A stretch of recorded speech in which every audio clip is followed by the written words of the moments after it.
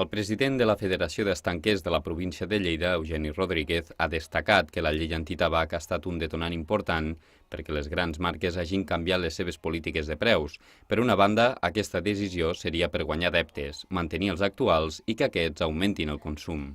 D'altra banda, ha declarat Rodríguez, la baixada de preus seria una mesura de pressió al govern perquè realitzés modificacions en les polítiques fiscals que han d'assumir les productores.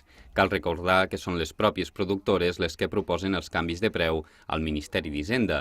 Aquest fet podria suposar unes pèrdues de més de 1.500 milions d'euros pel govern central a finals d'any. Les marques, els fabricants, han volgut fer un reposicionament de les seves marques al mercat, traduint-se en una batalla pels preus. Eugeni Rodríguez ha calculat que d'ençà que va entrar en vigor la nova llei antitabac, els estancs de Lleida han patit un descens del 25% de vendes, al qual s'ha de sumar la baixada de preus, que no ha tingut en compte els estocs comprats prèviament a preus més alts. Tot plegat ha deixat l'estanquer amb molt poc marge de benefici.